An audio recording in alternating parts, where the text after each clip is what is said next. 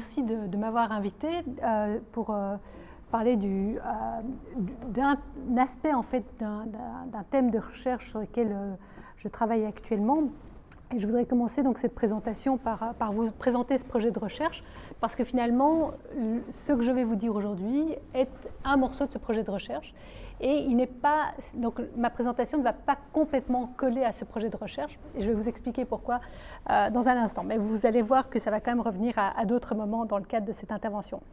Donc, avec deux collègues, Christine Clavien, qui est éthicienne à l'Université de Genève, et Tobias Mettler, qui est professeur de management en système d'information dans la même institution que la mienne, c'est-à-dire l'Institut de hautes études en administration publique. Nous avons déposé un projet de recherche auprès du FNS, une demande de financement, dans le cadre de ce qu'on appelle les PNR, qui sont des programmes de recherche qui visent finalement à mettre ensemble politique, économique et académique. Et donc, sont des projets qui ont une dimension très pratique, à la fois théorique, mais en même temps qui doivent faire un retour finalement vers la société et surtout vers l'économie. Et dans le cadre de cet appel à projet, on est parti voyant nos compétences mutuelles, et puis j'avais déjà développé un projet antérieurement avec Tobias Mettler.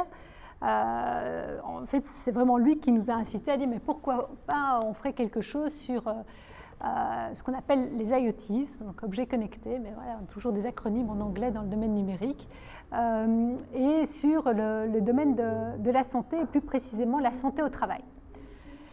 Alors, on est parti dans cette idée-là. Donc, moi, d'abord, j'étais un petit peu perplexe en disant, mais c'est quand même vraiment des niches. Et d'un point de vue juridique, ça correspond quand même à des champs disciplinaires, enfin, sous-disciplinaires en droit tout à fait spécifiques. Moi, j'ai une formation de publiciste. En gros, ma formation ou ma spécialisation, si vous voulez, c'est à la fois des questions de droit constitutionnel, donc des questions institutionnelles. Genre, on utilise le droit d'urgence pour sauver Crédit Suisse, ou son rachat. Ou sur des questions effectivement linguistiques, ou sur des questions de droits humains, de questions de genre, liberté de la langue, liberté d'expression, ou alors sur des questions de droit administratif. Ça, c'est mon champ. Alors, je fais un petit peu de marché public, ce genre de choses, mais là, la question du droit du travail, notamment la santé au travail, c'est quelque chose de tout à fait particulier. Alors, heureusement pour moi, j'ai pu quand même réussir à raccrocher ça à quelque chose, c'est qu'en fait, la question de la santé au travail, ça appartient au droit à la santé, qui est un droit humain. Voilà. Donc, heureusement, je pouvais revenir quand même dans quelque chose qui m'était un petit peu familière. Mais donc voilà, c'était un exercice un petit peu amusant, comme quoi, de temps en temps, on est dans des idées de développement de projets de recherche, et puis on part sur des choses, puis on se dit, mais là, comment est-ce que je fais pour régler ce problème-là? Alors, donc ce projet sur la santé au travail et sur les objets connectés. Donc, on va dire ça, c'est les deux notions clés qui sont importantes. Je vais en retenir une dans le cadre de cette présentation, qui est effectivement celle des objets connectés. Et je vais revenir sur, finalement, le domaine dans lequel ces objets connectés sont déployés, qui est le domaine du travail. Pour, finalement, interroger est-ce que ce changement, cette évolution, est-ce qu'il y a véritablement un changement de paradigme ou pas, et se poser la question de savoir si on est face à une nouvelle forme de surveillance au travail. Alors, c'est la question que je vous propose d'aborder dans le cadre de cette présentation, et vous allez voir, je veux déjà vous dévoiler finalement le résultat de l'intrigue, c'est que j'ai une réponse mitigée, c'est-à-dire que en gros, la surveillance au travail est quelque chose qui est inhérente à la relation de travail, en tout cas telle qu'on la conçoit de manière très classique, c'est-à-dire un rapport de subordination entre un employeur et le travailleur, parce qu'après on peut discuter de la gig economy et de toute cette nouvelle forme d'activité professionnelle où en fait on arrive difficilement à qualifier en fait la relation juridique ou simplement professionnelle entre les acteurs. Donc, c'est de dire, bon, tiens, est-ce qu'on est face à quelque chose de nouveau ou pas? Pas complètement, mais on est face plutôt à une technologie qui permet simplement, je dirais, d'étendre en fait le champ de la surveillance. Voilà. Alors, ça étant annoncé, dans quel contexte est-ce que ce projet de recherche et cette intervention plus précisément intervient? Eh bien, c'est dans un contexte où on voit dans la littérature, depuis maintenant, on va dire, 4-5 ans, on voit beaucoup de références à ce qu'on appelle le management algorithmique. Et cette idée qu'en fait, tout ce qui relève finalement de l'organisation, de la gestion du temps de travail, et même du recrutement, de l'identification des candidats, etc., pourrait être opéré par le biais d'algorithmes, qui sont eux-mêmes, bien sûr, qui peuvent fonctionner grâce à toute une série de données auxquelles ils ont accès. Et donc, dans cette logique-là, on parle généralement en fait d'algorithmes, de systèmes d'intelligence artificielle, mais il y a une donnée, une nouvelle technologie qui est là, qui est celle qu'on appelle les objets connectés, l'Internet des objets. Donc voilà, donc ça c'est le contexte, c'est-à-dire qu'une tendance aujourd'hui, effectivement, dans le monde du travail pour cette idée de management algorithmique. Et puis, moi personnellement, donc j'ai une formation à la fois de juriste et puis j'ai un background également en éthique économique et sociale. Et alors j'ai une perspective un petit peu, on va dire, hétérodoxe dans le monde de la recherche juridique, ou en tout cas dans le monde de la recherche juridique francophone, puisque dans ce monde de la recherche, et d'ailleurs on dit qu'il y a des recherches juridiques, je ne suis pas partisane en fait, de ce qu'on appelle la dogmatique juridique, c'est-à-dire en fait ce que font les avocats. Et je pense que la recherche juridique doit être quelque chose qui doit permettre de penser finalement ce que font les acteurs du droit. Et ce que font les acteurs du droit, eh bien, ce sont les personnes élues qui votent des lois, ce sont les juges qui décident, ce sont aussi les avocats qui contribuent finalement à ce dialogue sur ce qu'on doit faire ou ne pas faire dans la société. Voilà. Et donc c'est une perspective, ce qu'on appelle externe, d'un point de vue scientifique par rapport à l'objet droit. Voilà, donc ça, on va dire, c'est les premiers éléments que je voulais vous donner en introduction. Alors, je vous propose en fait de faire un parcours à travers cette thématique en 3 temps. Dans un premier temps, je vais revenir sur la technologie en tant que telle, ce qu'on appelle donc l'Internet des objets. Puis, je vais venir sur la question très générale de la surveillance au travail. Donc, je vais parler effectivement un petit peu de droit du travail. Et puis, je vais revenir alors dans un temps, tout d'un coup, cette technologie dans le monde du travail, qu'est-ce que ça donne? Voilà, j'espère que ça vous convient comme processus de présentation. Alors, dans le cadre de ce premier volet, donc de ma présentation, je vais mettre l'accent sur des exemples parce que je pense que c'est la première chose qui permet finalement de nous faire saisir finalement l'objet sur lequel dont on va parler. Après, je viendrai sur la question des définitions. Des définitions, parce qu'il y en a plusieurs, je vais extraire certains éléments que je voudrais mettre en lumière. Et puis, je pointerai déjà ce qui me semble être les conséquences ou les problématiques à la fois individuelles et sociales que pose le développement en fait, de cette technologie. Alors, en termes d'abord d'exemples, je pense que quand on parle des objets connectés, peut-être que certains d'entre vous en ont déjà dans leur quotidien. Ça peut être l'aspirateur qui fonctionne tout seul à la maison. Certaines personnes ont ce genre de choses. Certains ont peut-être ou certaines ont peut-être des assistants vocaux qui permettent d'éteindre la lumière, ça, si vous êtes dans des appartements très high-tech. Vous pouvez également avoir des systèmes, alors ça c'est très en vogue, un peu moins, je pense, en Europe, quoique, en tout cas en Suisse, mais beaucoup aux États-Unis, c'est ces sonnettes qui permettent de filmer quand la personne sonne et qui vous envoient tout de suite des informations, est-ce que j'attends quelqu'un ou pas. Ça peut être encore simplement les thermostats, les détecteurs de lumière. Ça peut être aussi le frigo. Alors, certaines marques proposent ce qu'on appelle donc, tout ce que vous entendez frigo intelligent, théière intelligente, brosse à dents intelligente. Voilà, mais dès qu'il y a le mot intelligent, vous pouvez vous dire que vous êtes dans le domaine des objets connectés.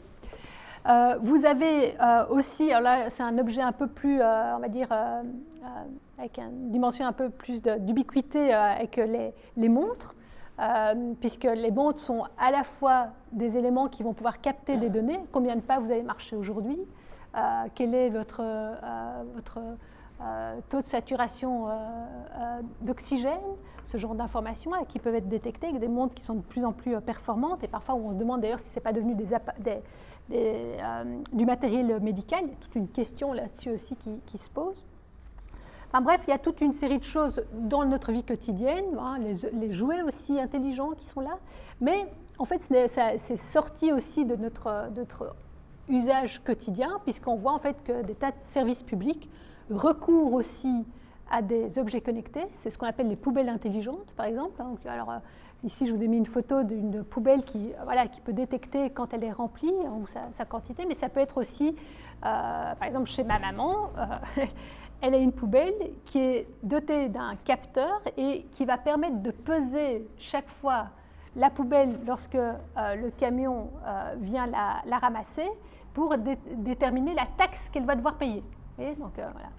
Vous pouvez également avoir ce qu'on appelle les compteurs électriques intelligents. Donc ça, on a vu par exemple que dans le canton de Vaud, ils ont été très très actifs cet automne quand on a parlé de la crise énergétique pour tout de suite installer partout les compteurs énergétiques parce qu'en fait, ça va permettre de monitorer la consommation énergétique et on peut se demander si est-ce que ça va permettre aussi, en cas de blackout, de choisir chez qui on va couper l'électricité, l'arrivée d'électricité, une possibilité. Donc voilà, donc on voit que finalement, ce n'est pas qu'une question finalement de son intérieur high-tech, si on aime ça, c'est aussi finalement dans notre environnement administratif et c'est aussi dans le monde du travail, comme je vais le montrer tout à l'heure. Alors, ces objets connectés, en fait, ils sont finalement une des facettes technologiques de ce qu'on appelle le Web 4.0.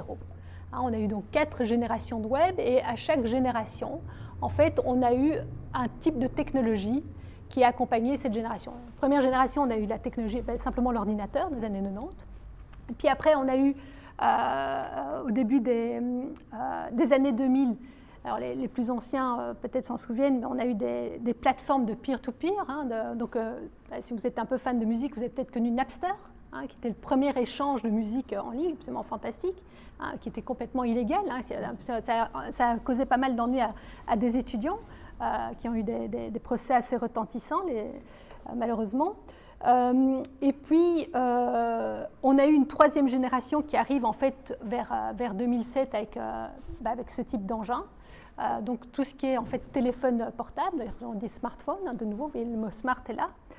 Et puis, on est maintenant dans cette quatrième génération où, en fait, on a là une déferlante de nouveau de mots anglais, donc IoT pour objets connectés, ce qu'on appelle les cloud computing, donc en fait les services en cloud qui permettent effectivement de connecter plusieurs serveurs sur lesquels on va stocker des données, des logiciels, etc.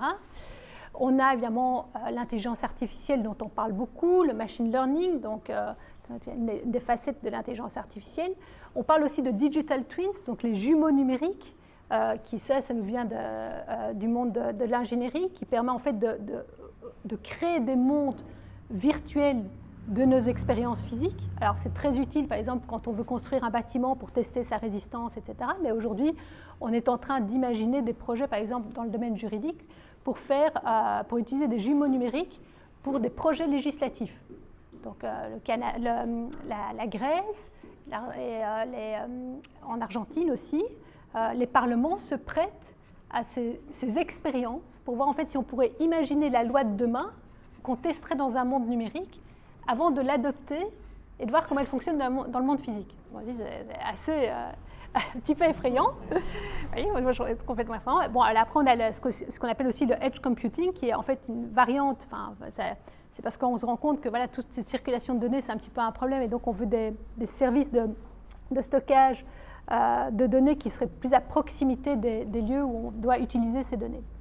Voilà, donc les objets connectés, ça fait partie finalement de cette galaxie de nouveaux termes que l'on a vu fleurir et qui en fait indiquent chaque fois une technologie ou un type de service lié à la technologie. Alors si maintenant on essaye de trouver une définition de l'idée même d'objet connecté, on doit bien constater qu'en fait il y a plusieurs définitions. Alors je vous en ai mise deux. Une de Noto Ladiga, qui est un juriste qui a écrit en fait un livre que j'ai amené sur les objets connectés et le droit, et qui parle d'ailleurs, il dit qu'en fait c'est le plus grand bourbier juridique qu'il a jamais vu, cette nouvelle technologie, donc on voit bien que la situation n'est pas extraordinaire. Et puis j'ai mis une autre définition de Piasecki et autres, qui eux ont fait une analyse de littérature en essayant de repérer finalement toutes les définitions qu'ils trouvaient et en essayant d'en faire une synthèse. Alors, ce qu'on voit dans ces définitions, c'est qu'il y a toujours cette idée qu'il y a des choses qui sont interconnectées et qui ont des capacités de transmettre de l'information ou d'ordonner des actions.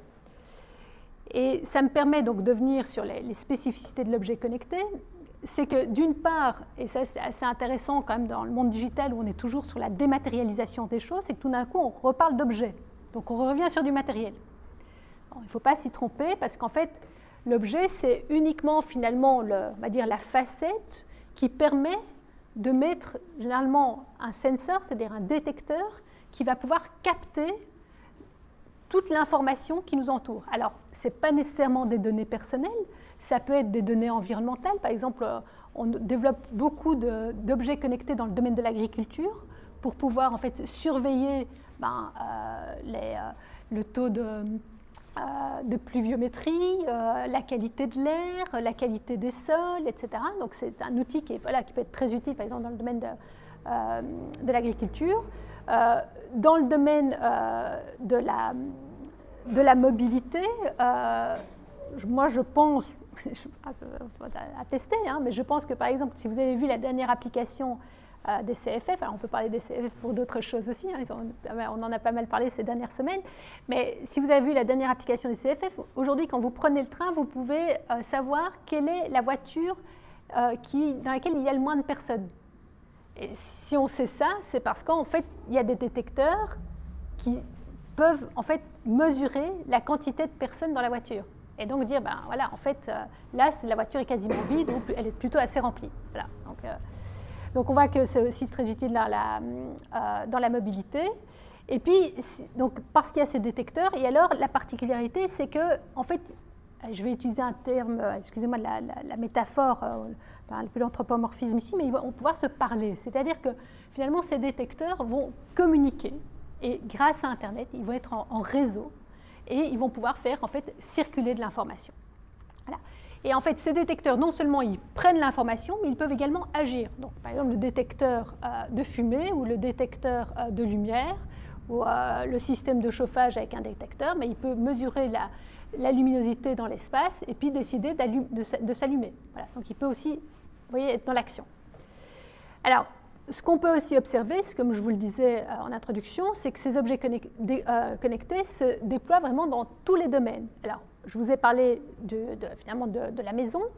Ça a donné lieu, d'un point de vue, ça se développe aussi pour les individus eux-mêmes, ce qu'on appelle le mouvement du Quantified Self, qui est un mouvement là, qui est venu des États-Unis, où on va très très loin. On imagine demain, voilà, le projet de Elon Musk, c'est de même pouvoir implanter des puces en fait dans les individus. Donc on a la maison, on a l'espace public, la gestion des services. Donc là, on va toucher à ce qu'on appelle les smart cities aussi, si vous voyez ça. Le monde de l'économie, et là, le monde de l'économie est très friand parce que ça permet, les objets connectés permettent finalement de faire un suivi de l'ensemble des marchandises qui rentrent, par exemple, dans un entrepôt, et de pouvoir en fait déterminer quand est-ce qu'il faut repasser commande ou quand est-ce qu'il faut réorganiser peut-être le dépôt. Et puis c'est demain peut-être, alors il y a déjà certaines expériences à Paris, des petits magasins qui en fait sont complètement automatisés, où en fait vous n'avez même plus de personnes qui viennent remplir les rayons, mais simplement vous avez effectivement chaque fois que des détecteurs partout qui informent qu'un tel rayon est vide ou que telle marchandise a été prise, et quand vous arrivez à la caisse, mais en fait on sait exactement ce que vous avez pris parce qu'on vous a complètement surveillé pendant votre parcours dans le magasin.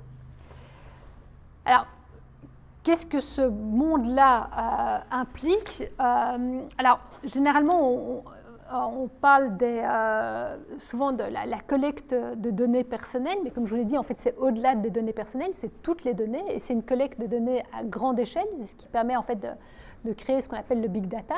Donc en fait, les IoTs, c'est un élément, comme on dit, de l'architecture d'autres choses, notamment du big data et de l'intelligence artificielle. C'est-à-dire que si on n'avait pas les IoTs, en fait, les intelligences artificielles ne pourraient pas fonctionner. Voilà, c'est un élément, on en a besoin, parce que c'est eux qui prennent les données, enfin les informations qui mettent en données. On a également, d'un point de vue individuel, on se dit, en fait, finalement, si on a autant de données et qu'on a finalement une technologie qui va pouvoir aussi agir, c'est qu'il y a une perte d'autonomie, c'est-à-dire que ce n'est pas moi qui vais décider d'aller appuyer sur le bouton de la lumière pour éclairer cette pièce, non, c'est le détecteur qui va décider qu'il est réglé pour constater qu'à un moment donné, la luminosité n'est plus assez bonne, donc il va s'allumer. Alors ça, vous voulez dire que ce n'est pas encore trop problématique, mais après c'est une question de point de vue ou de ce qu'on accepte en tant qu'individu, c'est très personnel comme évaluation, mais effectivement il y a des choses qu'on peut accepter ou ne pas accepter. Et d'un point de vue social, alors ça on en parle, je pense un peu plus maintenant, c'est parce qu'on s'est beaucoup focalisé sur la protection des données, c'est qu'on se rend compte quand même qu'on est à un moment où en fait on est en train de mettre la société en données. Voilà, ce phénomène de quantification qui est en train de s'opérer dans tous les volets de la société, culturel, social, économique, même demain politique, et qu'on est dans une logique de quantification avec l'idée que finalement les solutions qui vont pouvoir être produites sur base de ces données seront des meilleures solutions que celles que prendrait un individu sur base de l'information qu'il aurait. Alors on dit, voilà, parce qu'il y a toujours une asymétrie d'information chez les individus, donc on est toujours mal informé, parce que dès l'instant où on dépasse un certain nombre de paramètres qu'on doit prendre en compte pour une décision, on n'y arrive plus, on n'est pas programmé naturellement pour ça. On considère que, au-delà de 7 critères, l'individu n'arrive plus à gérer autant de paramètres, donc, alors que l'ordinateur le peut, l'intelligence artificielle. Donc en fait, voilà, ce serait mieux. Mais en même temps, on a tout ce discours et ces études sur la qualité des données et leur véracité. Les données, finalement, elles sont aussi construites, elles ne sont jamais brutes, comme on dit. Elles sont construites par des personnes qui mettent en place les systèmes pour collecter les données et qui aussi les préparent pour pouvoir les utiliser. Sans compter que les données sont aussi, finalement, quand elles sont collectées dans la société, elles reflètent aussi toutes les faiblesses et les forces de cette société. Mais notre société, est une société qui est discriminante, qui pose beaucoup de problèmes aussi sociaux d'un point de vue structurel. Voilà, donc ça, c'est les objets connectés et les enjeux qu'on peut voir finalement dans ces objets connectés. Alors, évidemment, je suis assez... une position assez critique aujourd'hui, parce que je pense que quand vous discutez avec, par exemple, des médecins, ils vous disent, mais non, les objets connectés, l'intelligence artificielle, c'est quelque chose qui peut apporter beaucoup de bienfaits à la société. Ça nous permet d'aller beaucoup plus loin sur, par exemple, l'évaluation de certaines maladies ou la prédiction de leurs évolutions, et ça nous permet d'affiner les traitements. Donc c'est quelque chose de positif. Alors effectivement, donc, on peut le voir aussi de manière positive, et je pense qu'il faut avoir certainement un regard peut-être plus équilibré, mais ce n'est pas l'objet de cette intervention-ci. Donc voilà, je noircis un petit peu le tableau. Enfin, en tout cas, je ne le noircis pas, je ne vous présente qu'une facette. Voilà, mais je pense qu'on pourrait se mettre en dialogue avec quelqu'un qui a une vision beaucoup plus positive des objets connectés.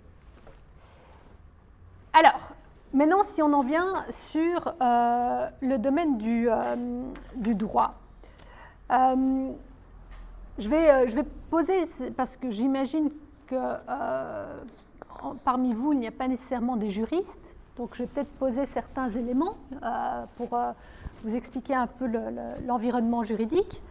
Et puis, je viendrai effectivement je vais mettre en lumière finalement des dispositions qui me semblent particulièrement intéressantes de connaître lorsqu'on parle de la surveillance au travail, et puis ça nous permettra d'ouvrir l'air, sur les objets connectés dans le cadre du travail. Alors, d'un point de vue juridique, ce que je voudrais vous dire, c'est que, ça je pense que généralement c'est quelque chose qui est connu, c'est que, voilà, vous savez que vous avez des droits humains. Voilà, ça on le sait, la Déclaration universelle des droits de l'homme, le catalogue des droits fondamentaux dans la Constitution fédérale, dans la Constitution cantonale, voilà, on a des droits.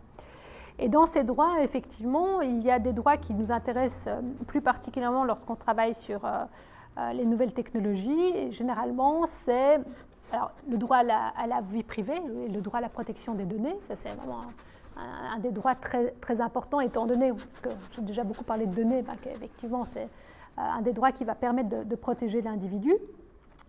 On a également la question de la liberté personnelle, c'est-à-dire finalement ce qu'on est libre de faire ou de ne pas faire. On a, je ne l'ai pas mentionné, mais tout ce qui relève du principe de l'égalité et de non-discrimination, qui sont aussi une thématique qui est assez importante dans le domaine de la transformation numérique de la société. Voilà, il y a le droit à l'éducation aussi qui pourrait être mentionné, etc., etc. Alors, ce qui est aussi important de garder à l'esprit, c'est que si, en tant qu'individu, nous avons des droits, ces droits ne sont pas absolus. Et ils ne sont pas absolus pour une raison d'abord très simple, c'est que voilà, vos droits s'arrêtent où commencent les miens. C'est-à-dire que pour qu'on puisse faire société, si on avait des droits absolus, on serait en fait des femmes ou des hommes surpuissants. Et en fait, du coup, on n'arriverait pas à faire société. Parce que voilà, on serait toujours en conflit, on voudrait toujours que notre droit l'emporte sur le droit de l'autre. Donc il y a une logique finalement dans les droits humains qui est que finalement, à un moment donné, il doit y avoir une restriction possible à ce droit. Alors ce droit, cette restriction peut être liée finalement à notre interaction sociale, mais elle peut aussi intervenir parce que l'État lui-même va poser un cadre qui va restreindre finalement ces droits et il va d'une certaine façon organiser ou faire que la société puisse exister ou se développer. Alors, cette intervention de l'État, elle est toutefois réglementée, c'est-à-dire que l'État ne peut pas agir comme il le souhaite. J'ai toujours précisé que, voilà, souvent on entend dire oui, mais la commune a le droit ou le canton a le droit. Moi, j'ai toujours non. En fait, les autorités publiques n'ont pas des droits, elles ont des pouvoirs. C'est pas la même chose. En fait, d'un point de vue voilà, juridique, on l'a.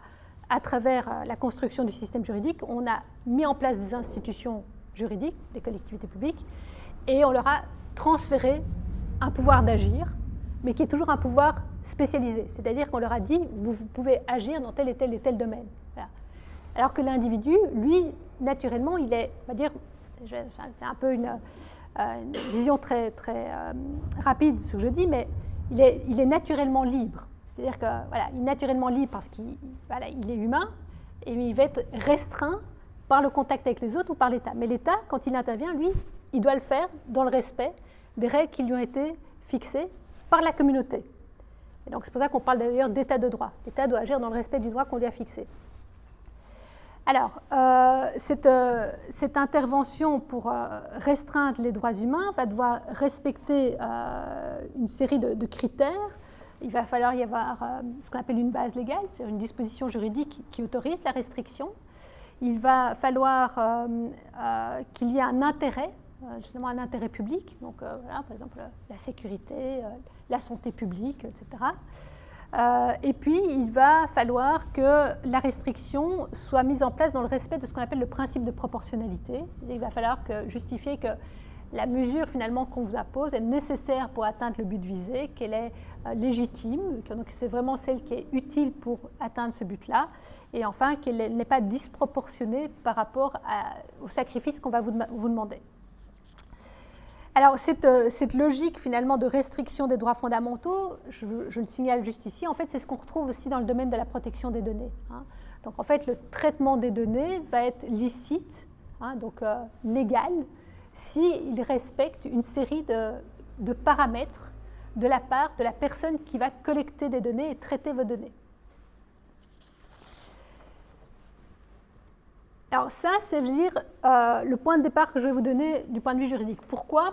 Pourquoi j'ai parlé de ça ? C'est parce que les droits humains, c'est effectivement quelque chose qui est dans la Constitution et aujourd'hui, c'est une des façons qu'on essaie de développer pour essayer d'encadrer ce développement technologique, c'est de dire qu'il faut avoir une approche ancrée ou centrée sur les droits humains. C'est-à-dire qu'il faut remettre l'individu au centre, et remettre l'individu au centre, c'est-à-dire remettre aussi ses droits humains, et penser finalement le développement technologique, la transformation technologique de la société, en ayant toujours en tête quel est finalement le bien qu'on peut atteindre avec cette transformation pour les individus.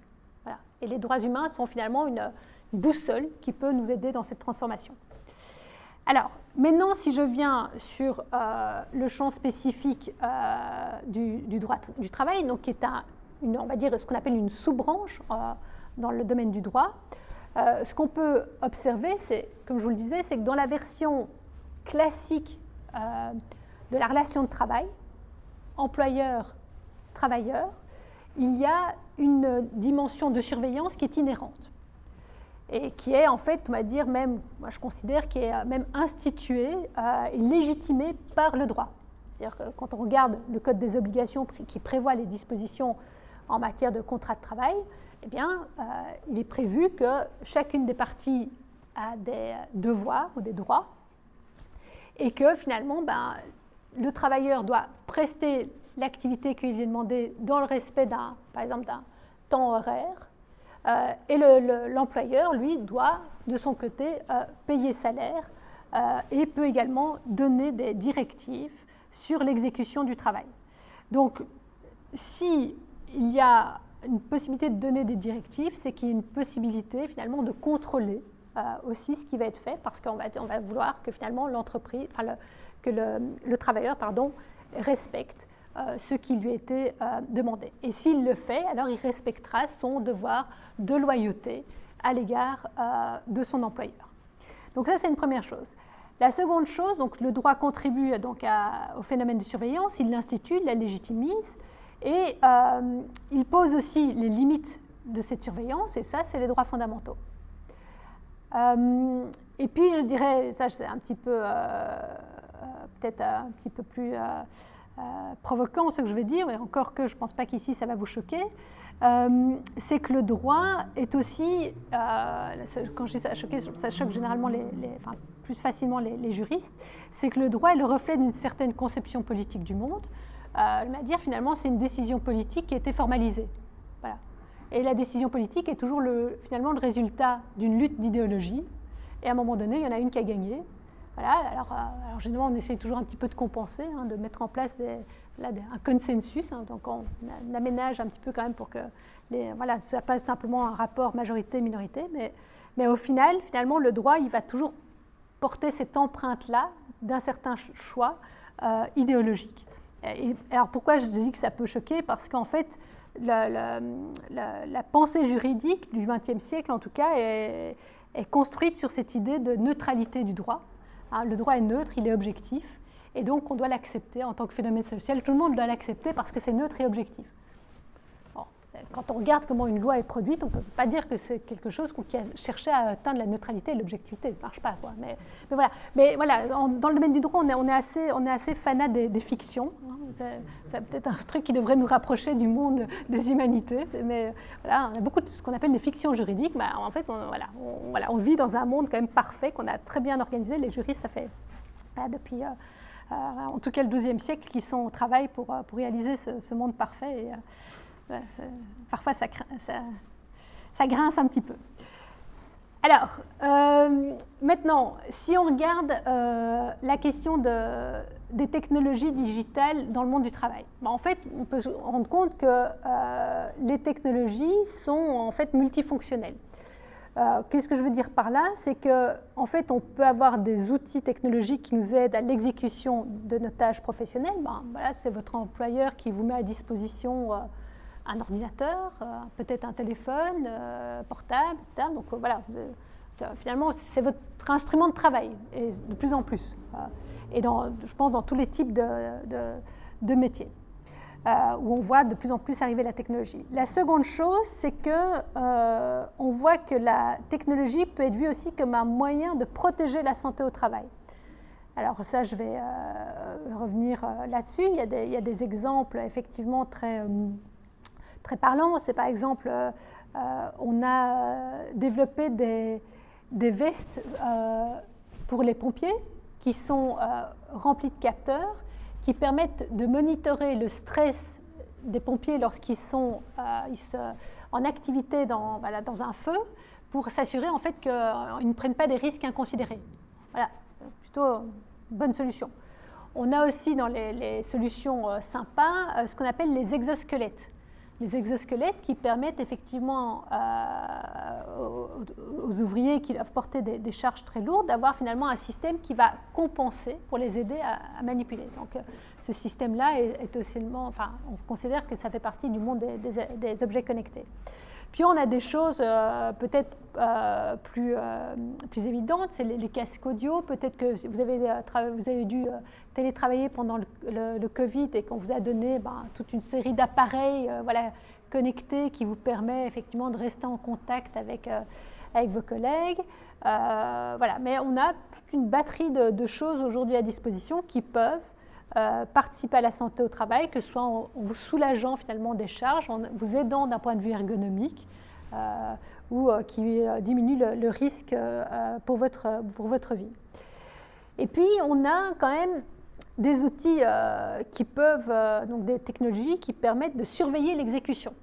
Donc on a l'outil qui sert à exécuter, l'outil qui sert à protéger, mais on a aussi l'outil qui sert à surveiller l'exécution. Donc on va dire que c'est la technologie au carré, puisque là finalement on vient voir ce qui se passe. Alors là, ce qu'on peut observer comme système, c'est qu'on a des systèmes de surveillance des emails, on a des outils collaboratifs qui permettent aussi de voir finalement quand les autres sont connectés. On a des balises de géolocalisation, on a des trackers d'utilisation du clavier, ce qu'on appelle les keyloggers. On a des logiciels qui permettent également de passer en revue tous les sites internet sur lesquels vous avez été. Il y a un logiciel aussi très amusant, dont le nom maintenant m'échappe, mais qui consiste en fait, c'est une sorte de Siri de l'entreprise et qui en fait monitore constamment toutes les données que vous avez sur votre ordinateur et vous pouvez l'interroger. Par exemple, vous cherchez à connaître s'il y a quelqu'un qui est spécialiste de cuisine indienne dans votre organisation et vous dites, voilà, qui est spécialiste de cuisine indienne. Et puis ce logiciel, parce qu'il va en fait voir qui peut-être a des contacts avec l'Inde, etc., peut-être a été un jour checker une adresse en Inde ou a été regarder même une recette de cuisine et va vous dire, c'est Jean-Claude. Voilà. Donc c'est quand même assez intrusif. Alors, donc ça c'est pour un peu la technologie dans le monde du travail. Maintenant, quelques mots quand même sur le domaine du droit du travail. Alors, d'un point de vue juridique, c'est un environnement qui est assez complexe et notamment dont la complexité est encore accentuée par le fait qu'on est dans un pays fédéral. Alors, pourquoi c'est complexe? Parce que depuis, on va dire, la fin du 19e siècle, s'est développé dans le domaine du travail deux catégories, finalement, plusieurs catégories, mais en fait, d'un point de vue juridique, deux grandes catégories. Il y a d'une part les personnes qui sont soumises aux règles de droit privé, donc pour faire court, le Code des obligations, et puis celles qui sont soumises aux règles du droit public. Alors, donc ça, c'est ce qu'on appelle les fonctionnaires. Mais il y en a de moins en moins, parce qu'on n'aime plus trop le terme, on trouve que c'est plus assez trendy. Mais donc, voilà, donc, on a déjà deux grandes, on va dire, branches du droit. Et effectivement, si vous regardez aujourd'hui, par exemple à l'université, certaines personnes à l'université de Lausanne sont soumises à la loi du personnel du canton de Vaud, alors que d'autres sont soumises au Code des obligations. Donc, et même à l'intérieur d'une organisation, vous pouvez même avoir un patchwork, finalement, des régimes juridiques que vous appliquez. Et ces régimes juridiques vont faire que quand on regarde la question finalement de l'exécution des tâches de travail et notamment de la surveillance des données, vous pouvez avoir des régimes différents. Donc c'est une chose qu'il faut avoir en tête. Après, vous avez, c'est ma ligne verte, vous avez quand même des systèmes juridiques ou des régimes juridiques qui sont transversaux. C'est-à-dire qu'ils valent autant pour les personnes qui travaillent sous un régime de droit privé que sous un régime de droit public. Et ça, typiquement, c'est la loi sur le travail. la loi sur le travail, qui elle-même est complétée par des ordonnances d'application. Il y en a 3, dont une qui est particulièrement importante, en tout cas pour le projet de recherche sur lequel je travaille, qui est la santé au travail. Je vais revenir là-dessus. Puis, comme on est dans le domaine des technologies, il faut aussi tenir compte de la question de la protection des données. Alors là, vous avez la loi fédérale sur la protection des données qui s'applique aux relations privées et qui s'applique également aux organes fédéraux. Par contre, si vous travaillez dans une administration cantonale ou communale, dans le canton de Vaud, là, vous serez soumis à la loi sur la protection des données du canton de Vaud. Vous voyez, donc, vous voyez, là, d'un coup, le fédéralisme arrive et il y a des domaines qui relèvent du droit cantonal. Puis à ça, vous ajoutez que vous avez encore toute une série de lois spécifiques, des conventions collectives du travail, des directives internes et des règlements de travail qui peuvent être encore propres à chaque organisation. Enfin bref, vous voyez qu'on est face à vraiment une sorte de millefeuille juridique qui s'installe. Et à ça, on ajoute, parce que le droit, ce n'est pas que la loi, je vous ai toujours ça, on ne fait pas des études de loi, mais on fait des études de droit, c'est qu'il y a une substance ou une profondeur dans le terme droit qu'on n'a pas avec la loi. Et pourquoi on dit droit? C'est parce qu'en fait, les juristes, ils utilisent la loi et ils utilisent également ce qu'on appelle la jurisprudence. C'est-à-dire qu'ils suivent finalement ce que les juges disent et quand ils rendent des décisions, ça permet d'éclairer, d'interpréter, c'est ça que font les juristes, finalement les règles qui sont inscrites dans la loi. Donc finalement la loi, si vous voulez, considère que c'est un tigre de papier, c'est très joli, mais en fait ce qui est intéressant, c'est de voir ce que le juge dit, parce que c'est lui qui va donner finalement toute l'épaisseur à la règle de droit qui va permettre de déterminer à la fois son contenu et sa portée. Et à ça, je pourrais encore ajouter qu'évidemment, on a des institutions administratives qui produisent encore des recommandations qui peuvent être une source d'interprétation pour les juges, donc le SECO par exemple, dans le domaine du travail, ou encore le préposé fédéral à la protection des données. Et j'ai ajouté également, tout au-dessus, vous voyez qu'il y a encore une influence du droit international, notamment dans le droit du travail, l'activité de l'Organisation internationale du travail qui est basée ici à Genève, qui constitue aussi une source finalement de développement du droit du travail. Donc, on est face finalement là à quelque chose de très diffus, et quand on s'intéresse à la technologie et au déploiement de la technologie dans le monde du travail, il faut déjà se dire, ok, dans quel cas est-ce que je veux analyser cette situation? Est-ce que je veux regarder ça pour les agents, les collaboratrices et collaborateurs de l'administration fédérale ou de la commune de Renan, voilà, où je me situe, ou est-ce que je m'intéresse plutôt aux relations entre personnes privées, enfin peut-être des personnes qui travaillent dans le magasin à côté. Voilà, il y a plein de possibilités différentes, et ce qui donc rend extrêmement difficile le fait de faire des réponses en fait univoques sur le domaine. Alors, quand même quelques informations par rapport au Code des obligations, parce que je pense que c'est quelque chose qui est assez intéressant. Je vous disais donc l'employé a des obligations, l'employeur a également des obligations, et outre le fait que l'employeur doit verser salaire et qu'il a le droit aussi d'édicter des directives sur l'exécution, il doit veiller à ne pas porter atteinte ni à la santé du travailleur, ni à sa personnalité, c'est-à-dire lorsqu'il traite des données. Et ça, alors je vous fais la grâce de la lecture de toutes ces dispositions, mais je vous ai mis en fait celles qui sont les plus importantes au regard de la thématique qui m'intéresse. Et je vous invite surtout à regarder celle qui est tout en bas, donc la section 5 sur surveillance des travailleurs, qui est tirée de l'ordonnance 3 du 18 août 1903 relative à la loi sur le travail, donc qui est l'ordonnance d'exécution de la loi sur le travail. Son article 26 qui nous dit « Il est interdit d'utiliser des systèmes de surveillance ou de contrôle destinés à surveiller le comportement des travailleurs à leur poste de travail. » Donc, je répète, il est interdit d'utiliser des systèmes de surveillance ou de contrôle destinés à surveiller quelque chose en particulier, le comportement des travailleurs à leur poste de travail. Voilà. Alors, quand on se dit ça, on se dit « fantastique, on ne peut pas surveiller. » Voilà. Ah, il faut lire l'alinéa 2. Là, on dit, voilà. Et l'alinéa 2 nous dit « Lorsque des systèmes de surveillance ou de contrôle sont nécessaires, il y en a qui peuvent être nécessaires. Pour d'autres raisons, ils doivent notamment être conçus et disposés d'une façon à ne pas porter atteinte à la santé et à la liberté de mouvement des travailleurs. Et en fait, c'est là où on a une porte d'entrée pour la surveillance, puisqu'en fait, on a quelque chose de très joli comme principe, mais en fait, on a des possibilités de surveiller. Alors, comment vont se traduire ces possibilités de surveiller? En fait, c'est qu'on a effectivement déjà eu toute une série d'affaires donc dans la jurisprudence qui ont été donc tranchées par des juges qui ont justifié finalement que la surveillance soit utilisée à des fins d'organisation, à des fins de gestion des horaires, à des fins de sécurité et de santé au travail, mais aussi à des fins de protection des biens et des personnes. Et ça a donné lieu, alors ça a surtout donné lieu en fait à de la jurisprudence en lien avec le droit de la protection des données personnelles.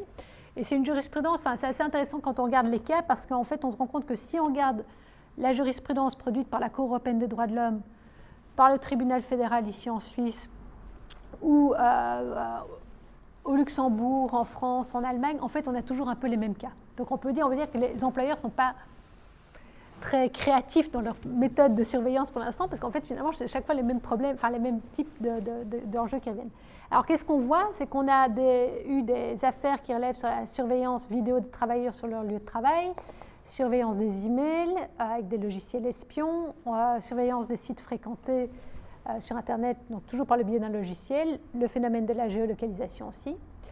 Alors, ce qui est assez dommage, donc là j'ai pris des affaires qui ont été jugées par le tribunal fédéral, c'est que c'est des affaires où en fait, quand l'affaire est portée devant le tribunal fédéral, en fait on est déjà face à un cas, on va dire, extrême.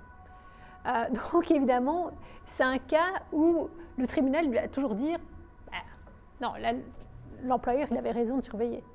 Il y a vraiment un intérêt prépondérant. Donc typiquement, l'affaire l'ATF 143-2-443, c'est un agent des CFF qui a consulté massivement des sites pornographiques pendant son temps de travail. Mais massivement. Donc ils ont pu quantifier le temps qu'il est passé sur ce site pornographique, c'est très important. Je ne me souviens plus de la quantité, c'est très important.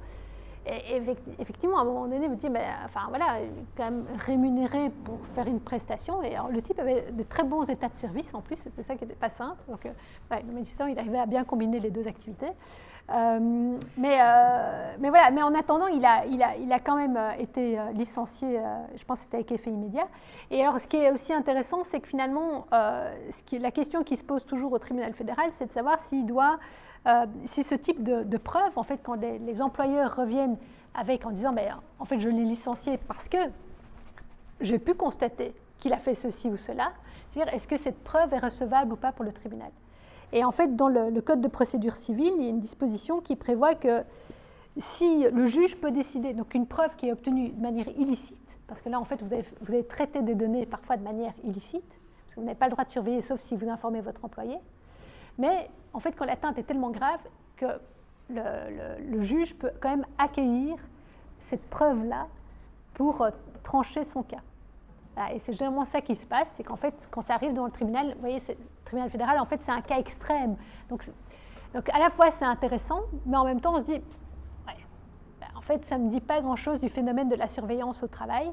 Je pense que ce qui serait par exemple beaucoup plus intéressant, et peut-être que ça, effectivement, les syndicats pourraient avoir cette information, c'est de connaître par rapport au changement d'approche de management, c'est ce qu'on appelle le management algorithmique.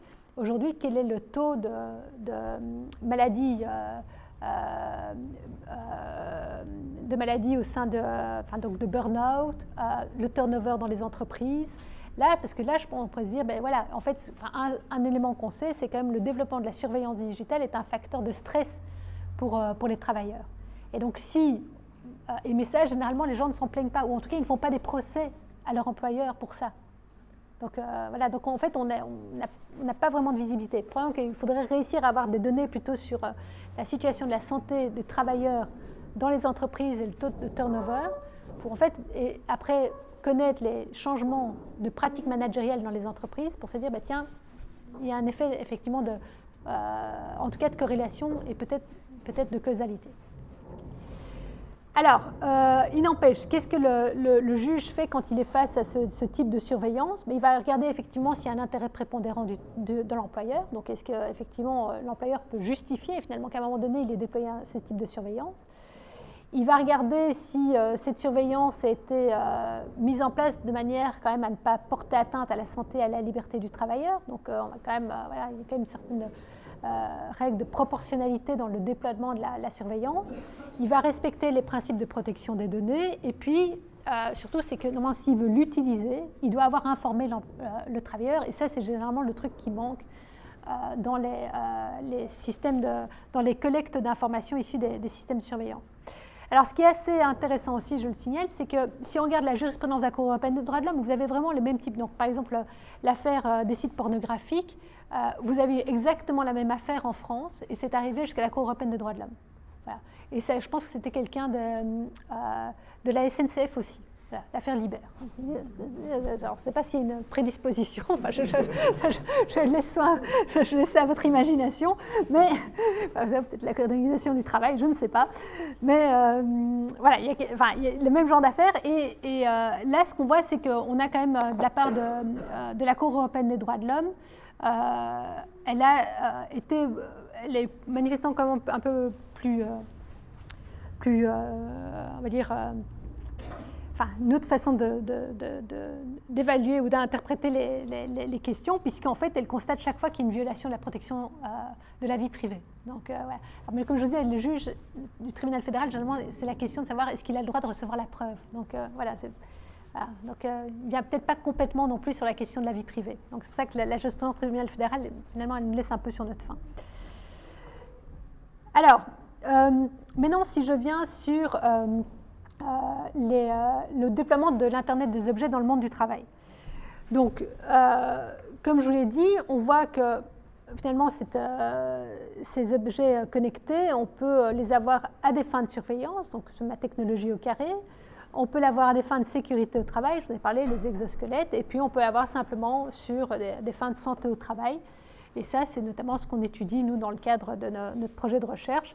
Et effectivement, c'est ce qu'on parle alors de chaises intelligentes, casques téléphoniques, par exemple, des services d'urgence qui peuvent avoir des détecteurs d'émotions, enfin, généralement, ils en ont, des détecteurs d'émotions lorsqu'ils reçoivent des appels d'urgence. Alors, j'ai appris, par exemple, que quand vous appelez les urgences, ils ont ce détecteur d'émotions qui va évaluer finalement votre état d'anxiété à votre timbre de voix.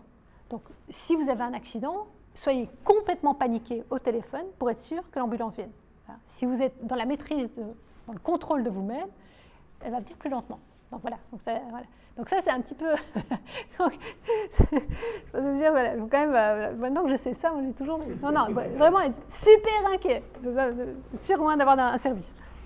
Voilà, donc on a une technologie qui se développe partout et pour toute une série de justifications et qui est en fait, comme je dis, de plus en plus discrète et insidieuse parce que souvent on ne le sait pas. Alors, généralement, quand vous êtes enregistré, si vous téléphonez, par exemple, à votre caisse d'assurance, etc., on vous dit que cette conversation est enregistrée pour des fins de qualité du service, voilà, oui, ok, donc ça, vous le savez. Mais je pense que quand vous appelez le service des urgences DHUG, vous n'êtes pas au courant qu'en fait, vous dire quelques instants, s'il vous plaît, je vous informe que vous allez être enregistré, et puis après, vous pouvez crier au secours, d'accord? Non, ça ne marche pas comme ça. Donc, des choses un petit peu étonnantes. Alors, quels sont les enjeux? Alors, ce qui est sûr avec les objets connectés, comme je le disais, le principal problème qu'on voit d'un point de vue individuel, c'est la collecte de données. Et cette collecte de données, c'est un enjeu d'abord d'un point de vue individuel, mais aussi d'un point de vue social. Alors, on a eu,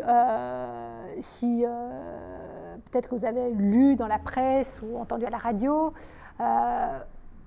on a manifestement un développement de la technologie dans le monde du travail qui ne touche pas tous les pays à la même vitesse.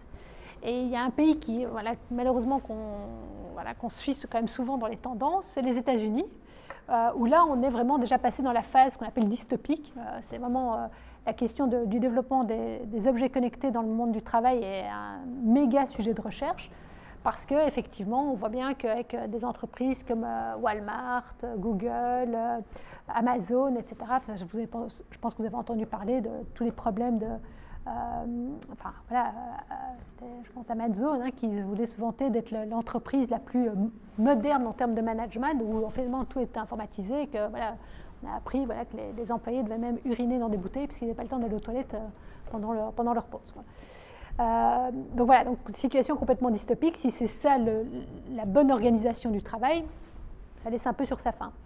En France, la présidente de la CNIL, dans une conférence il y a 2 ans maintenant, a déclaré que la question de la surveillance au travail est le 3e motif de plainte auprès de la CNIL. Donc on dit, c'est quand même qu'il y a quelque chose, quoi. En Allemagne, on a eu aussi une affaire en 2020 qui a fait un petit peu de bruit, c'est chez H&M, donc une enseigne de vente de vêtements que vous connaissez peut-être, où en fait on a appris que pendant des années, l'entreprise enregistrait toutes les conversations des employés. Et donc, vous pouvez en fait savoir quelles étaient leurs critiques, leurs projets de vacances, etc., etc. Ils ont été condamnés par le préposé à la protection des données. Alors, ce qu'on sait aussi, c'est que cette collecte de données, ça permet aussi de faire des appariements de données et puis en fait de faire ce qu'on appelle du profilage.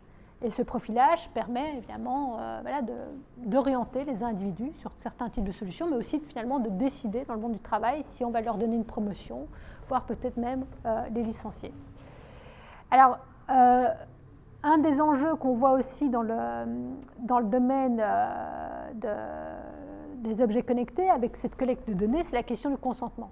Je pense que si vous allez peut-être vous surfer régulièrement sur Internet, chaque fois que vous êtes sur un site, je ne sais pas si vous acceptez toujours de donner vos données ou pas, mais effectivement, là on se dit que, il y a encore de nouveau fiction juridique, qu'on va donner son consentement, donc comme si on était dans un rapport d'égal à égal avec le site qu'on veut aller consulter, alors que non, en fait, on veut désespérément avoir accès à l'information que ce site contient et qu'en fait, si on n'accepte pas, on n'a pas accès. Dans le domaine du travail, finalement, la collecte des données, le traitement de données, si on la conditionne au consentement, c'est un problème parce qu'on est dans un rapport hiérarchique. Et donc, dans un rapport hiérarchique, quelle est finalement véritable liberté en tant que personne subordonnée pour refuser, finalement, le traitement de vos données personnelles. C'est faible. Alors, c'est quelque chose qui n'est pas tellement thématisé en droit suisse, alors qu'en France, la CNIL a très clairement pris position, ainsi que l'autorité de protection des données européenne, en disant, en fait, dans les rapports de travail, on ne peut pas avoir de consentement. Ce n'est pas possible, parce qu'on est dans un rapport hiérarchique, et donc, inévitablement, il faut que, soit qu'il y ait une base légale, soit qu'il y ait, une base légale, ça peut être soit une loi, ou ça peut être même le contrat de travail, donc, parce qu'effectivement, il y a certaines données dont on sait qu'on a besoin de les traiter. Donc, par exemple, si vous voulez obtenir votre salaire, qui est généralement aujourd'hui versé sur un compte en banque, il faut quand même que vous donniez vos données bancaires. Vous voyez, c'est une donnée personnelle. Donc ça, il faut quand même que, voilà, c'est des choses qui sont nécessaires à l'exécution du contrat. Alors, un autre des gros enjeux qu'on a dans le domaine des objets connectés, c'est ce qu'on appelle le repurposing, c'est-à-dire le fait qu'en fait, ces données qui sont collectées, notamment par le biais de ces sensors, qui sont généralement envoyés auprès d'entreprises qui vont stocker les données, parfois qui vont les transmettre à d'autres entreprises qui vont faire l'analyse des données, ou peut-être qu'elles vont stocker et analyser, mais qu'en fait, il y a un moment donné, il y a un risque que ces données partent chez une personne, puis chez une autre, puis chez une autre, puis chez une autre. Et ça, finalement, pouvoir vérifier ça et retracer le parcours de vos données, on ne sait pas comment faire. Voilà. Donc, on a des règles dans la loi sur la protection des données ou dans le RGPD qui prévoit que, effectivement, le sous-traitant doit également se soumettre à toute une série d'obligations, etc. Mais en fait, si vous voulez vérifier l'efficacité juridique de ce système, compliqué, quoi. En tout cas, moi, je n'ai pas encore vu comment on pouvait le faire. Alors, et puis, dernière chose, c'est qu'on a tout problème aussi de la responsabilité juridique. Alors ça, c'est quelque chose qu'on voit de plus en plus émerger, notamment dans le domaine médical avec les montres connectées, par exemple, qui peuvent servir d'appareils de mesure, presque d'appareil médical. C'est que finalement, quelle est la fiabilité de ces appareils. Est-ce que ça mesure véritablement bien? Et si ça mesure bien, ou si ça ne mesure pas bien, et que ça vous donne des informations qui vous induisent à adopter certains comportements, et qu'après vous en avez un préjudice, qui est responsable? Qui, en fait, doit vous dédommager si vous avez finalement suivi ça? Et dans le domaine de l'entreprise, c'est la même chose. Et alors, c'est assez intéressant parce qu'on a fait ce qu'on appelle un focus group, c'est-à-dire on a réuni des experts sur la thématique, et puis on a encore fait des interviews pour en fait leur demander, tiens, si on développait des objets connectés à des fins de santé, enfin vous en termes de ressources humaines, vous prenez, etc. Et puis tous les experts qui venaient du monde des ressources humaines ont dit, on ne veut surtout pas connaître le résultat des données. Pourquoi? Mais parce que s'ils connaissent le problème de santé de leurs collaborateurs, tiens, celui-là, il a l'air de faire de la tachycardie. Mais donc, il faudrait que je prenne des mesures, parce que si je sais, moi, en tant qu'employeur, je dois protéger sa santé, il ne faudrait pas que tout d'un coup, il ait une crise cardiaque en descendant l'escalier. Vous voyez, donc, du coup, en fait, c'est assez intéressant, c'est que se dire, on a envie du déploiement de la technologie, mais en même temps, on se dit, non, mais en fait, je vais avoir des informations dont je n'ai pas du tout envie d'avoir connaissance, parce que ça peut mettre sur moi une exigence de responsabilité en cas d'accident. Voilà. Et puis, il y a aussi toute la question, évidemment, des assurances. Alors ça, par exemple, aux États-Unis, on est déjà à ce stade-là, où en fait, les compagnies, les entreprises qui peuvent montrer les données de santé, notamment collectées à travers des montres connectées, à leurs compagnies d'assurance, notamment Swiss Re, compagnie suisse qui est plantée aux États-Unis, peuvent payer des primes d'assurance moins élevées. Mais évidemment, une fois que vos données passent chez l'assureur, qui dit que demain, votre assurance à laquelle vous allez cotiser ne va pas aussi varier en fonction des données qui ont été collectées à un autre endroit. Voilà. Alors, qu'en est-il maintenant en Suisse de cette pratique d'objets connectés? Où en est-on? Donc, je vous ai dit, on a déjà quelques exemples. Je vous ai parlé de la détection de la voix dans les enregistrements des conversations téléphoniques, notamment un service d'urgence. On a eu beaucoup, alors c'était plutôt avant Covid, le développement du Corporate Wellness Program, c'est-à-dire ces programmes auxquels on peut contribuer. Et on reçoit par exemple une montre, un bracelet qui va faire que vous pouvez faire un challenge. Toute l'entreprise doit participer. C'est le premier qui arrive, je sais pas, à Tombouctou va gagner, et toutes les entreprises qui participent vont être vont se lancer des défis. Voilà, et en fait, il y a une société en fait extérieure à votre entreprise qui collecte vos données. On a les logiciels de surveillance aussi. Ce qu'on voit, c'est que j'ai un petit peu fait une petite recherche sur le site de l'Assemblée fédérale pour voir en fait si on discutait de l'Internet des objets au Parlement. En fait, on n'en discute quasiment pas. Quand on en discute, c'est pour parler de la sécurité de l'Internet des objets, parce qu'effectivement, c'est ce qu'on appelle une porte d'entrée pour le piratage informatique. Parce qu'un des problèmes, et ça vous avez peut-être entendu parler avec Alexa ou avec les jouets aussi intelligents, c'est qu'en fait, ce qu'on appelle des pirates informatiques peuvent en fait rentrer dans votre service informatique, par exemple dans votre Wi-Fi, et puis accéder à votre ordinateur, par le biais de votre assistant vocal ou de la poupée intelligente que vous avez offerte à votre enfant. Voilà, donc, alors ça évidemment, c'est quelque chose qui sensibilise les parlementaires, et pas qu'en Suisse, au sein de l'Union européenne aussi. Il y a un projet de nouvelle réglementation pour finalement essayer de sécuriser ce problème de sécurité des objets connectés. Alors, on a en soi peu de jurisprudence spécifique au niveau du tribunal fédéral. Alors, je vais parler des logiciels de surveillance, etc., mais finalement, l'objet connecté tel qu'on l'imagine, c'est-à-dire la théière intelligente, etc., on a peu de choses. On a eu quand même un cas intéressant en 2021 qui n'était pas du tout dans le cadre du travail, mais que je trouve intéressant parce qu'il est porteur d'avenir, en tout cas ce cas-là. C'était dans une commune en Suisse allemande où celle-ci a installé des compteurs de relevé de consommation d'eau. Et en fait, il y a un citoyen qui s'est plaint de ce compteur parce qu'en fait, il s'est rendu compte que le compteur, finalement, collectait énormément de données. Donc, normalement, c'était pour effectivement établir votre facture d'eau, mais en fait, regardez quand vous consommiez, à quelle fréquence, etc., etc. Et je pense, et donc là, le tribunal fédéral a considéré que, en fait, l'outil développé collectait effectivement beaucoup trop de données qui ne respectaient pas le principe de proportionnalité, ne respectaient pas ce qu'on appelle le principe de minimisation. Et je pense que c'est une affaire qui est intéressante parce que, comme les objets connectés collectent tout et n'importe quoi, cet arrêt-là de se dire non, attendez, en fait, vous ne pouvez pas collecter tout et n'importe quoi, ça peut être aussi un garde-fou à l'égard de celles et ceux qui veulent développer ce type d'objets connectés. Et puis, je ne résiste pas donc, à vous présenter cette toute petite statistique qui a été réalisée. Donc, on a un doctorant au sein de mon institut qui a fait une enquête auprès des services de ressources humaines. Alors, pas sur les objets connectés, mais sur l'intelligence artificielle, qui souvent, donc, comme je vous disais, les objets connectés, en fait, très généralement, sont connectés à de l'intelligence artificielle, ou en tout cas à des algorithmes, pour faire simple. Et donc, il a interrogé les services de ressources humaines de Suisse avec il y a quand même un très beau taux de réponse. On peut se dire, tiens, est-ce que vous utilisez déjà de l'intelligence artificielle, donc c'est un peu plus large, ou est-ce que vous souhaitez en utiliser?